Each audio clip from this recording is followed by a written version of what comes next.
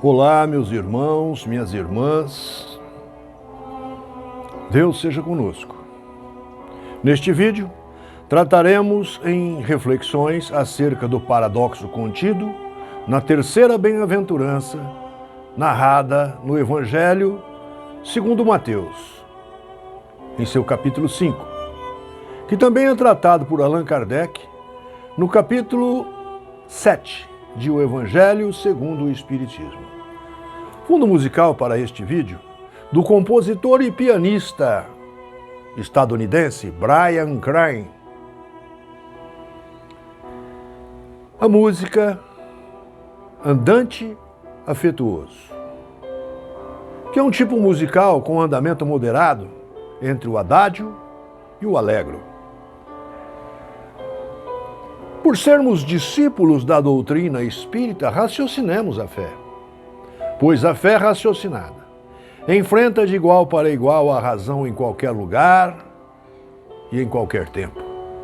Haja vista esta fé originar-se na própria razão, entretanto, numa razão com os amorosos olhos da caridade.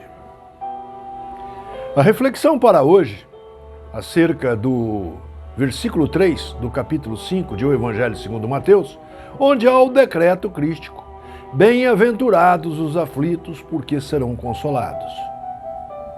Sempre de grande utilidade lembrarmos que as bem-aventuranças é o guia e é o roteiro universal para a plenitude satisfativa do ser humano. Entretanto, caríssimos e caríssimas, como narrado em língua antiga, cheio de simbolismos, de expressões idiomáticas, nós deixaremos à margem as exegeses clericais e tentaremos compreender tão somente a mensagem do Mestre Nazareno Jesus, uma mensagem que é cheia de amor e de caridade. Bem-aventurados os aflitos, porque serão consolados. Esta bem-aventurança, de tão significante e explicativa à existencialidade humana, torna-se um extenso capítulo em O Evangelho segundo o Espiritismo, com maravilhosas instruções e mensagens do plano espiritual. Em reflexões, falaríamos horas sobre o porquê das aflições. Entretanto, aqui trataremos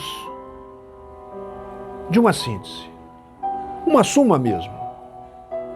O Novo Testamento, originariamente pensado e narrado em aramaico, foi ao grego koiné, que era a língua do mundo mediterrâneo, como é hoje para nós o inglês. Assim sendo, para compreendermos o significado da palavra aflição, contida em as bem-aventuranças, onde bem-aventurados os aflitos, necessitamos do seu significado original, que em grego patrístico da Septuaginta, onde o vocábulo aflição, em sua etimologia teológica, nesse caso, é tilipsis, do grego koiné, e significa ato de prensar, imprensar, colocar pressão, utilizado metafórica e simbolicamente na bem-aventurança. O significado de opressão, tribulação, angústia. Portanto, bem-aventurados os angustiados, bem-aventurados os oprimidos, bem-aventurados os tribulados, bem-aventurados os tristes. O vocábulo consolado, poderíamos dizê-lo simplesmente um adjetivo, pois assim está definido nos dicionários, pretendendo significar o contente, o feliz, o reanimado. Entretanto, caríssimos e caríssimas, busco e trago em sua forma verbal do verbo consolar, quando conjugado no particípio passado, consolado, já que particípio passado nos conduz a um sentido de ação verbal que já se encontra finalizada, concluída mesmo. Quando dizemos consolados no particípio passado, pretendemos informar que é algo já certo, já aconteceu, pois já foi concluído, é definitivo. Vamos então à origem bíblica da palavra consolado. A palavra consolo que, segundo o dicionário de Ariane Chaplin, um dicionário bíblico, a palavra consolo significa alívio em face da tristeza, com desafogo, face ao desapontamento e face à consternação. Outros dicionários afirmam que a palavra tem origem no latim consolare, um composto de com, significando junto, e solare, significando reconfortar, aliviar, suavizar. No hebraico, a palavra mais comum para consolo é Nachan, uma palavra hebraica que aparece 123 vezes nas Escrituras. O Novo Testamento, da Septuaginta, utiliza a palavra grega koinés, paráclesis, que pretende significar consolação, consolador, que é usada 29 vezes em o Novo Testamento. Nesse vocábulo em grego koiné, a palavra paráclesis é usada a nominar o Espírito Santo, onde paracleto, de paráclesis, o Consolador. Todavia, caríssimos e caríssimas, qual o paradoxo contido aqui?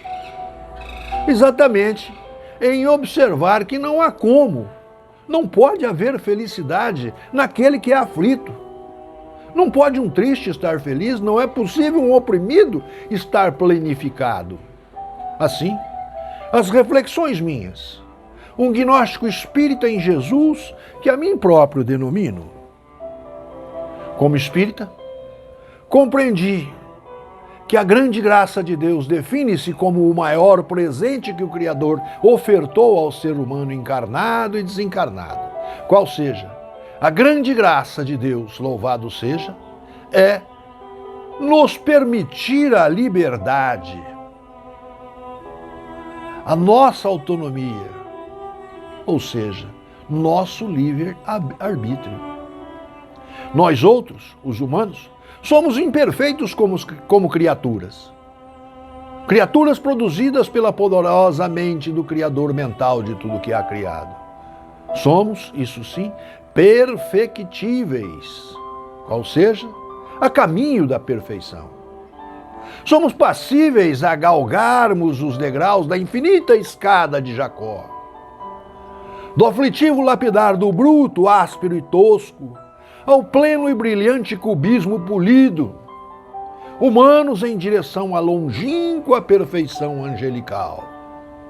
Entretanto, a liberdade, a autonomia, o livre-arbítrio permitido ao pueril humano terráqueo, antes próximo ao animal que ao hominal, invariavelmente induz-nos em erro, muitos e muitos erros antes dos acertos. Haja vista, indolentes, imberbes, caminhantes erráticos, e estes erros, sinônimos de pecados, nos levam ao sofrimento, às aflições mesmo.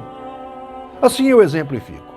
Uma criança, quando ao sair da postura de andar de 4, engatinhando, para a postura em posição ereta bipeidal, irá tombada ao solo por várias vezes, até que adquira o necessário equilíbrio que ocorrerá naturalmente, instintivamente, sem o auxílio de ninguém. Mas, a cada golpe ao solo, tem-se uma aflição, uma dor, um desconforto. E mesmo a criança não sabendo se expressar, ela chora, ela grita, ela deprime, ela entristece, porém só e somente assim aprenderá a caminhar. A manter-se ereta, como deve ser e estar, como colunas lapidadas em direção ao sol que nos atrai. Assim, caríssimos irmãos, caríssimas irmãs, quando Cristo Jesus, nosso irmão maior e grande mestre e comandante em chefe, disse: bem-aventurados os aflitos, pois serão consolados. pretendeu dizer da oportunidade propiciada pelo Criador, a oportunidade de amor e de progresso, quando através da graça do livre-arbítrio nos permite a liberdade em errar, de necessariamente sairmos da zona de conforto, a zona de conforto animal ao progresso hominal, que somente se dá, naturalmente, pelo lapidar do bruto ao polido, que é lei pétrea, definitiva, natural, acontece de qualquer modo, ou podemos dizer aconteceu, acontece e acontecerá, tudo ao mesmo tempo verbal. Ao compreendermos que somos estudantes na universidade da vida pela pluralidade existencial, contida no epitáfio kardeciano de nascer, morrer, renascer ainda e progredir sem cessar, tal é a lei, abandonaremos, ou melhor dizendo, abandonaremos os vocábulos aflição, opressão, tristeza, sofrimento, dor, transformando-os numa única e verdadeira frase que poderíamos dizer: aprendizado e resiliência. Portanto, para sermos bons estudantes sem sofrimento algum, pratiquemos Jesus em sua benevolência para com todos, em sua indulgência às imperfeições dos outros e em seu incondicional perdão das ofensas.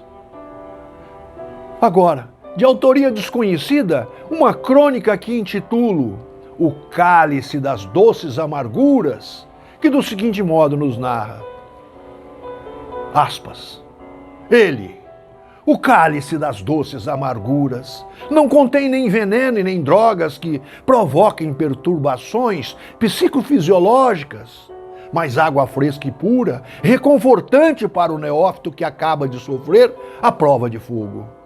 É a beberagem da vida, doce como leite materno para quem experimenta os seus primeiros goles, mas que de maneira tal líquido se torna subitamente amargo para voltar depois à sua primitiva doçura, quando o bebedor se decide a esvaziar até o fim o cálice fatal, pois beber malgrado, a amargura é aceitar estoicamente os rigores da vida. O hábito alivia-nos as penas e as dores que aprendemos a suportar, quando o sofrimento aflitivo nos torna fortes.